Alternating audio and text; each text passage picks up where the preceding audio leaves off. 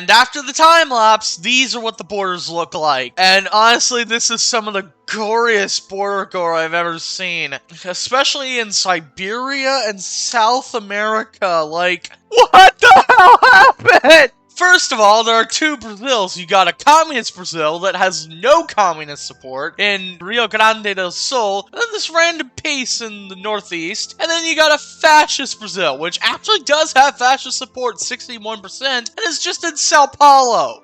Why are there two of them? And then you have Colombia, which is an Iberian puppet, but they're split in half by fascist Venezuela, who is the last member of the East Asian Co-Prosperity Sphere. I don't know how they got away with that, and especially since actual Venezuela is now democratic. And as for North America, well, it's pretty much just completely Austro-Hungarian territory.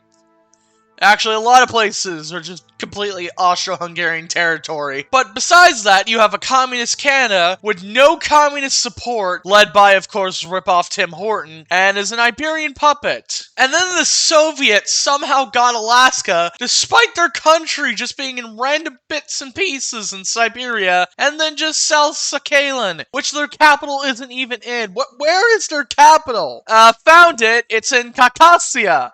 For whatever reason, I don't know why. I guess the game decided this was the most major city that the Soviets had left. It's really telling you something. I do love how Tantive was able to annex all of Buryatia like this, but Mongolia is definitely not as pretty, because you have a democratic Mongolia, which only controls Ulaanbaatar, and then the rest of Mongolia is communist and a puppet to Iberia. Also, East Asia is mostly just Polish-Lithuanian territory, pretty much all of mainland Japan, and then almost all of China and Southeast Asia, with a few exceptions like Korea, which is united but under a fascist dictatorship, so kind of a trade-off there. Then the Iberians have decided to expand Macau, I guess, and then Cambodia is just randomly here, which is also communist, and I don't know who Lei Hong is. I don't know if it's just a generic name by the game, or if this is an actual person from Cambodia, because I mean, it's 2006, so Pol Pot's dead, probably. So now you have Lei Hong in control. Also, why does Thailand only exist in northern Malaya? Yeah, they have their capital in Hat Yai. But yeah, I'm sure Poland, Lithuania, with all of this territory, probably has an insane amount of holy shit, yes they do. Okay, let me turn off Fog of War to get a more accurate number. Yeah, they have pretty much 32 million manpower. And I don't know how much manpower this random Indian territory is providing Austria-Hungary. Actually, they only have slightly less manpower than Poland and Lithuania, by only a few million. They have pretty much 24 million manpower. And as for the Soviet territory, as you saw, it's pretty much just scattered in Siberia, because Poland and Lithuania just shot out towards the east, and now the only thing separating them from their East Asian territory is Xinjiang, which is a member of the Habsburg domain, which, if you were wondering, yes, that was the name of the faction that I originally started off with Austria-Hungary, Poland, Lithuania, and Iberia, because all these countries at some point were ruled by the Habsburgs, so I figured it'd be a fitting name. Although I don't know what's going on with this name placement in Africa, that is a bit weird. And yeah, if you're wondering by now, Iberia is communist led by Jose Diaz, because I guess I forgot to disable the Spanish Civil War, and since I guess Republican Spain is seen as the default tag for Spain, they ended up inheriting the membership for the faction, and probably got all the help they need against nationalist Spain. Also, something crazy, yeah,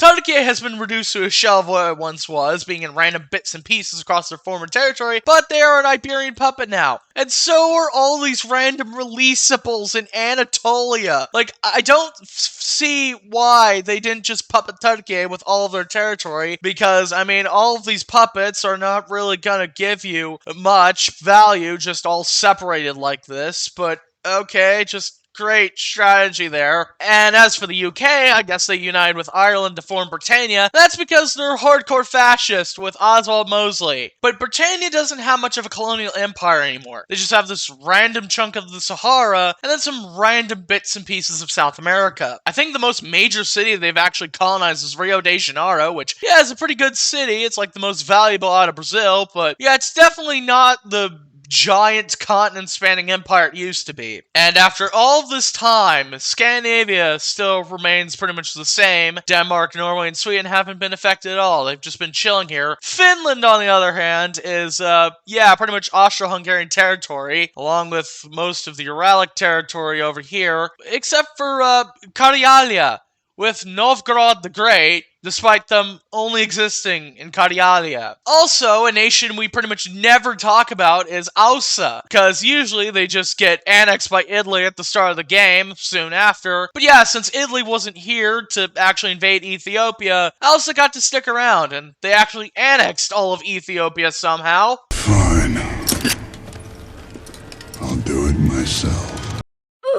I also just noticed Communist Afghanistan is the faction leader and the last member of the Paraguayan Compact. I assume that got formed when most of South America got conquered, especially by Chile. They own a lot of South America, even with the fucked up borders they have, but they're also fascist, even though they have no fascist support, so I imagine life's gonna be brutal for all the Brazilians living here, because you're probably just gonna get assimilated from being Portuguese to being Spanish. Also, I just looked back at Anatolia, and Austria-Hungary owns Istanbul. What an amazing twist of irony. But yeah, this video is about Austria, and they just completely dominated. Because the only parts of the world they don't control can't really put up any resistance against the entirety of their faction. So if the Habsburgs really wanted to go for world domination, they could. Anyways, that's pretty much it. Remember, we have a 1.5k sub goal for an Islamic State time-lapse in Millennium Dawn, and I would appreciate if you helped us reach that goal, as the majority of you are not subscribed. But anyways, I'll see you in the next video. Matani!